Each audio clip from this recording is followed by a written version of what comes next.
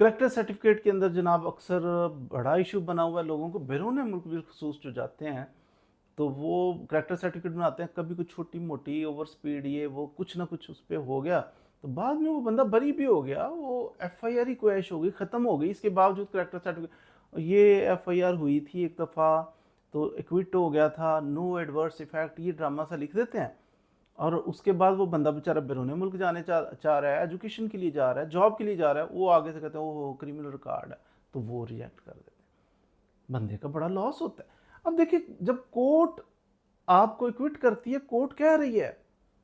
कि ये बंदा मासूम है, ये इसने खता नहीं की, ये गलती नहीं है इसकी, तो फिर आप कैसे उस बंदे को छोटी सी वो लाइन लिख के तबाह कर देते हो उसका फ्यूचर। इस पे तारिक सलीम शेख साहब, जस्टिस तारिक सलीम शेख साहब हैं हाई कोर्ट के जज, उन्होंने एक जजमेंट पास की है। इसका नंबर भी मैं आपको बता देता हूँ, रिट पिटिशन का नंबर है 44024 ऑफ 2024-25। तो ये 44024 ऑफ 2025, ये डॉक्टर उज़मा वर्सेस आईजीपी, ये इसका टाइटल था। इसके अंदर यही होल्ड किया है, जज साहब ने कहा कि ये क्या करते हो, ये बेचारी डॉक्टर है और डॉक्टर पढ़ी लिखी खातून है, कभी किसी ने इसकी फैमिली मेम्बर्स के ऊपर एक एफआईआर करवा दी थी, कुछ अर्सा गुजरा और एफआईआर ख़त्म कर दी गई, नीचे अदालत ने, वो केस ही नहीं चला था, एफआईआर ख़त्म हो गई, और आज वो डॉक्टर है, वो आला तालीम के लिए बैरून मुल्क जाना चाह रही है, उसने करेक्टर सर्टिफिकेट अप्लाई किया, आपने छोटी सी लाइन वो एक दफ़ा हुई थी तो ये, अब उसका क्या हुआ, उसके साथ क्यों एसोसिएट कर रहे हो, जो मुकदमा ही बेबुनियाद था, मुकदमा गलत था, और सारी जिंदगी के लिए उसके साथ एसोसिएट कर दोगे। उसने अप्लाई किया, वो कहते नहीं ये क्रिमिनल हो आप, नो एडवर्स इफेक्ट अगरचे लिखा था, इसके बावजूद ये कॉन्स्टिट्यूशन के आर्टिकल्स के खिलाफ है। आर्टिकल 4 कहता है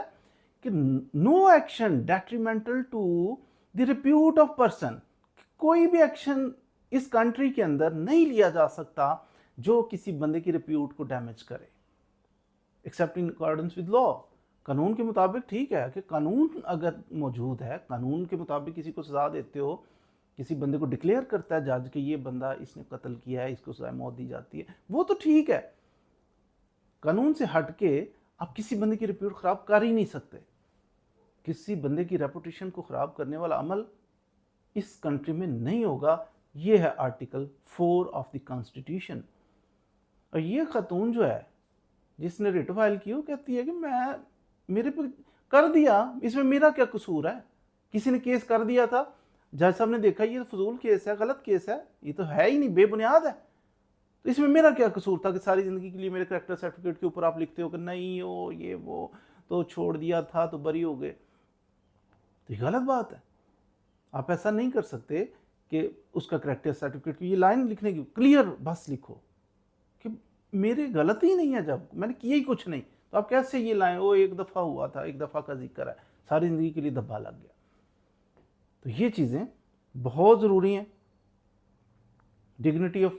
मैन, इसका भी ख्याल रखना। इस कंट्री के अंदर आर्टिकल 14 कहता है कि डिग्निटी ऑफ मैन का भी इससे कंट्रेरी कोई काम आप नहीं करा, ये डिग्निटी के खिलाफ है।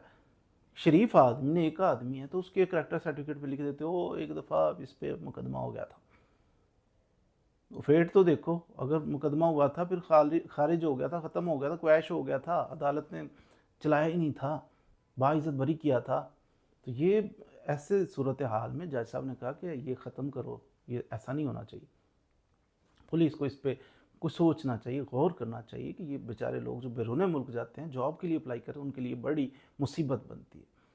तो बहरहाल अगर कोई नहीं सपोज़ किसी का मसला हल हो रहा तो उसको भी चाहिए, जिस तरह ये डॉक्टर उज़मा ने रिट फाइल किया हाई कोर्ट के अंदर और उसका करेक्टर सर्टिफिकेट क्लियर हो गया,